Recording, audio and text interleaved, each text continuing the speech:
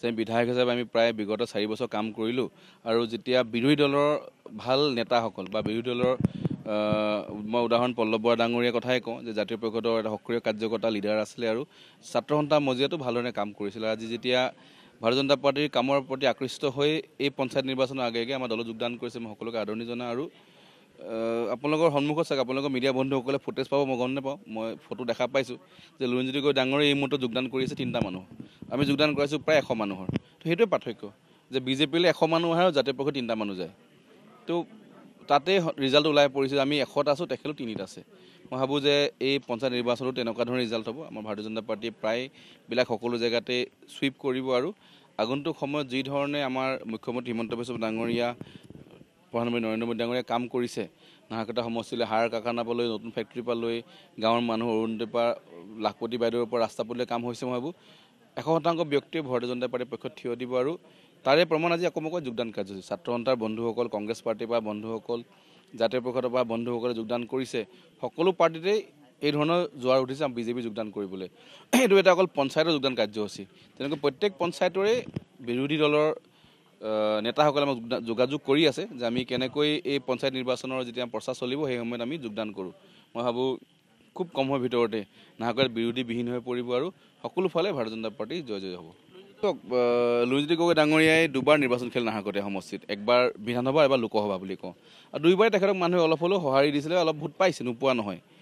যদিও আমি জিকিছোঁ কিন্তু তেখেতেও কিবা এটা ভোট পাইছে। কিন্তু 2বাৰ হাৰি এবাৰ দেখা পাইছোঁ তেখেত অলপ খোৱাং সমষ্টিত প্ৰচাৰ কৰি আছে, বা চাগে বিধায়কটো চবেই কৈ আছে যে তেখেত খোৱাঙত খেলিব। নাহৰকটীয়া কাৰ্যকৰ্তাসকলক কি হ'ল, চবকেতো দলনিত পোনা মেলা এৰি থৈ গুচি গ'ল।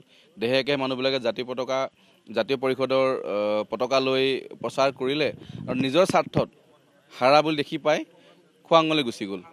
তো যেতিয়া খোৱাঙলৈ মই ভাবোঁ যে পলাই গ'ল বুলি ক'বলৈ বেয়া হয়, কিন্তু এৰি গ'ল বুলিয়ে কওঁ। তো ইয়াত থকা জাতীয় পৰিষদৰ কাৰ্যকৰ্তাসকলৰ এতিয়া এনেকুৱা বিমুখত পৰিছে যে আমাৰ লিডাৰো নাইকিয়া হৈ গ'ল, নিজৰ স্বাৰ্থৰ কাৰণে খোৱাং গুচি গ'ল। তেখেত অকল বিধায়ক হ'ব লাগে, সমষ্টিৰ প্ৰতি কোনো দায়বদ্ধ বা এই সমষ্টিৰ মানুহৰ প্ৰতি কাম কৰিবলৈ কোনো তেখেতৰ স্বাৰ্থ নাছিলে। সেইকাৰণে জাতীয় পৰিষদৰ বিশেষকৈ কাৰ্যকৰ্তাসকল সকলো নিৰাশ এতিয়া যে আমাৰ লিডাৰে আমাক এৰি থৈ, আমাক দলনিত পোলা মেলা আছে এৰি থৈ পিনে আজি খোৱাঙলৈ গুচি গ'ল। সকলোৱে ভাৰতীয় যোগাযোগ কৰি আছে। মই ভাবোঁ যে আগন্তুক সময়ত যেনেকৈ জাতীয় পৰিষদৰ উত্থান হৈছিলে তেনেকৈ পতনো হ'ব আৰু সকলোৱে ভাৰতীয় জনতা পাৰ্টীত যোগদান কৰিব। আমি সকলোৱে একত্ৰিতভাৱে হৈ আমি আগন্তুক সময়ত নাহৰকটীয়া উন্নয়নৰ কাৰণে কাম কৰিম। লুৰিণজ্যোতি গগৈ যে নাহৰকটীয়া সমষ্টিত আছে সেই কথাটো আচলতে মই নাভাবোঁ।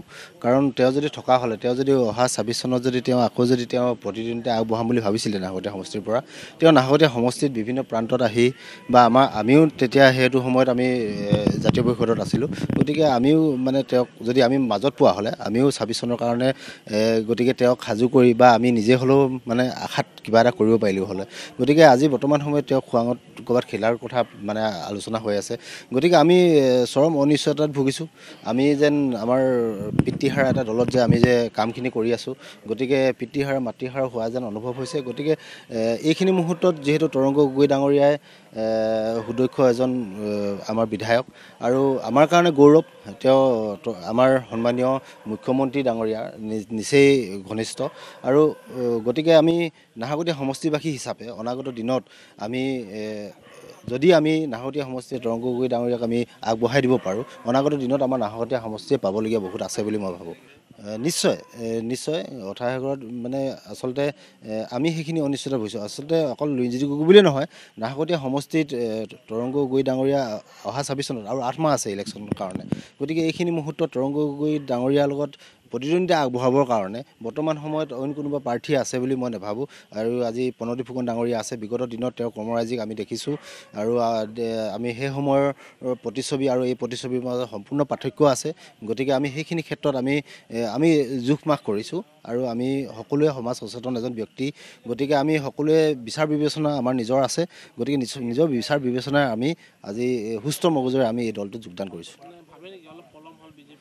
নিশ্চয় পলম হৈছে। গতিকে পলম হোৱাৰো কাৰণ আছে। প্ৰথম পৰ্যায়ত তৰংগ গগৈ ডাঙৰীয়া, লুৰিণজ্যোতি গগৈ ডাঙৰীয়া সমান্তৰালভাৱে ইলেকশ্যন খেলিছে। আমি তৰংগ গগৈ ডাঙৰীয়াকো আমি এইখিনি ক্ষেত্ৰত আমি আগতে পোৱা নাই আৰু লুৰিণজ্যোতি গগৈ ডাঙৰীয়া প্ৰথম পৰ্যায়ত ইলেকশ্যন কৰিছে। গতিকে কোনে ভাল কাম কৰিব বা আমিও সদায় মানে লুৰিণজ্যোতি গগৈ ডাঙৰীয়া যে জিকিবই তেনেকুৱা ধৰণে আশাৰে আমি খেলিছিলোঁ। গতিকে সেইটো সময়ত তেওঁ পৰাজয় বৰণ কৰিলে আৰু বিগত দিনত আকৌ সৰ্বানন্দ সোণোৱাল ডাঙৰীয়া আৰু লুৰিণজ্যোতি গগৈ ডাঙৰীয়াৰ মাজত ৰাজনৈতিক যুঁজখন হ'ল। সেইটোতো কিন্তু সেইখিনিতো আমাৰ সৰ্বানন্দ সোণোৱাল ডাঙৰীয়াই জয়লাভ কৰিলে। গতিকে এইখিনি ক্ষেত্ৰত আমি আচলতে এটা আশাত থকা নিচিনা হৈছিলে যাৰ এতিয়া আৰু সেই আশাটো আমি যে কেতিয়াও আমাৰ আশা নাই। গতিকে সেইকাৰণে আজি আমি জাতীয় আমি বিজেপি দলত যোগদান কৰিছোঁ।